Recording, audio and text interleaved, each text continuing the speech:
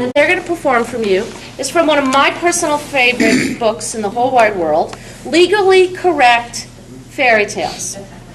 And this was by David Fisher, and it's sort of like a takeoff on, if any of you have ever seen any of the politically correct fairy tales.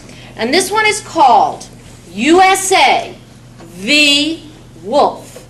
The deposition of Mr. Wolf for the court. Richard Langstrom, United States Attorney's Office, Southern District.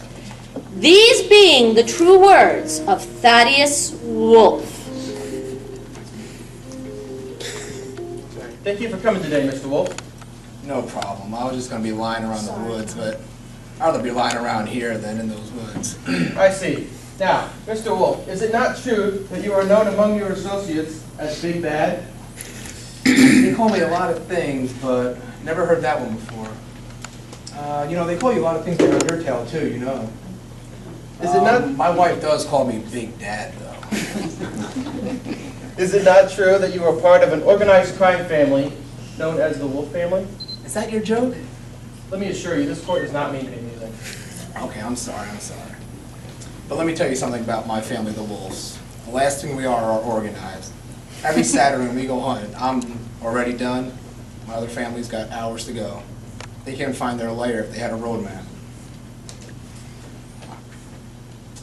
Mr. Wolf, are you familiar with an individual known as Little Red Riding Hood? Little Red Riding Hook. Nah, I don't think so. It's Hood, Mr. Wolf. Little Red Riding Hood. Red Riding Hood. Red Riding Hood. No, never heard of him. Is he related to Robin Hood? How about Peter? I suppose you've never heard of him. Nah, I never heard of no Peter either. To your knowledge, have you or any members of the Wolf family ever dressed in sheep's clothing? I object to that now. All right, I come here on my own trying to help out you guys, and you're going to sit there and call me names? Now, do you expect these people to think I dress around in friggin' sheep's clothing? Please just answer the question, Mr. Wolf. Did you or any member of the Wolf family ever dress in sheep's clothing? No. Okay, are you happy now? Mr. Wolf, do you know the Little Pig brothers? The little guys, right? The British guys? There's 3 of them? I met them once or twice. And would you describe your relationship with them? I really didn't have a good relationship. I just met them that once or twice. Have you ever sold building materials to the Little Pig Construction Company? I sell a lot of things to a lot of people. If they build, I probably sell to them. Are you now, or have you ever been, an officer of the Construction and Building Materials Local 145? Yes, sir. I got my card about 12 years ago. And precisely what is your position in that union? Vice President. I sell building materials. Okay. Mr. Wolf, did you ever threaten the Little Pigs with violence if they did not purchase materials from you? Me? Threaten somebody? Where do you get your jokes from? The Grimm brothers? In fact, did you not warn them that unless they purchased all their materials from you at highly inflated prices, you would not blow down their house? That's ridiculous. The only thing I ever blown was those little rafts so my kids can float in the pool. Oh, I'm sorry. I must have misread this document. Let me quote Mr. Little Pig's previous testimony before this court. He told me that if I did not buy steel from him at highly inflated prices, that he and his boys were going to blow down my house. Now, Mr. Wolf, do you recall that conversation? What do you expect from that guy? He's a little pig. Mr. Wolf, please just answer the question. You sure you're not confusing me with the Fox family? 'Cause I can sure tell you some stories about the Fox family. Mr. Wolf, please just answer the question. No, it's all made up. It's just a fantasy. And in fact, when the Little Pig brothers did build a residence made primarily out of hay, purchased from a non-union supplier, did you and your hired hench people not show up in front of their house and threaten to destroy it? This is like a fairy tale. Never heard such lies since that boy cried wolf when he saw me outside his room. I would like to enter as People's Exhibit 1 the following recording. On it can be heard the Little Pigs calling 911 and requesting immediate assistance.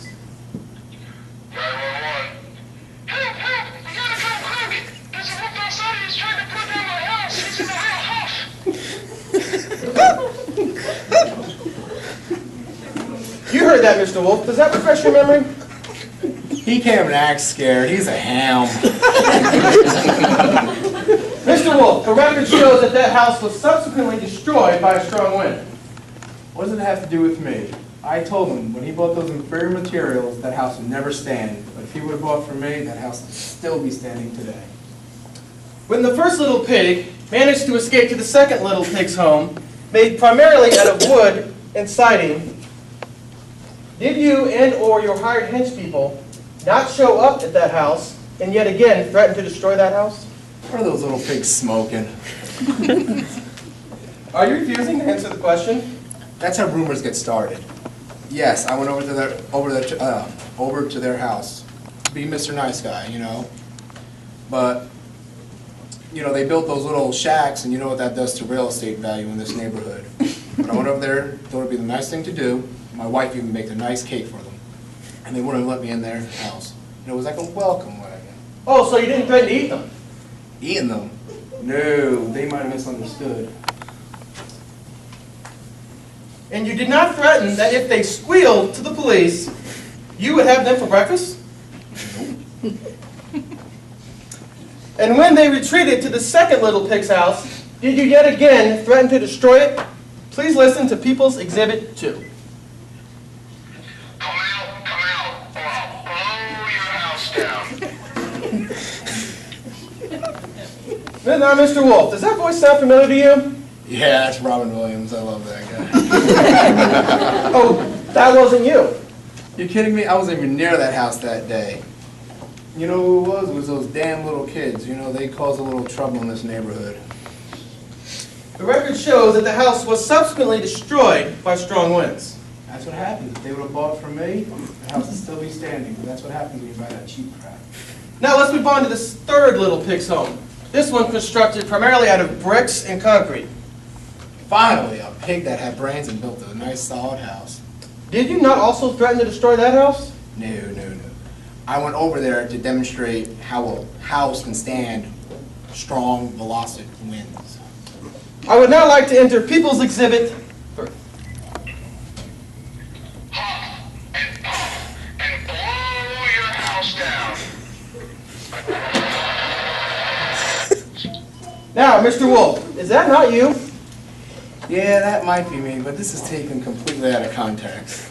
Sir, is it your testimony that that is not you threatening to destroy down that house? Hold on, let me finish here. I have bad asthma. Alright? I got 2 paws in the grave right now. My doctors always tell me to move to Arizona or someplace hot and dry. You know, that's just me trying to breathe and you're like, Mr. Wolf, do you have anything else to say before this court? just that, I don't know where you people get your stories from. Those little pigs are a star in this neighborhood and they're just trying to blame their problems on people like me. Thank you for coming today, Mr. Wolf. And I didn't wear no friggin' sheep's clothes either.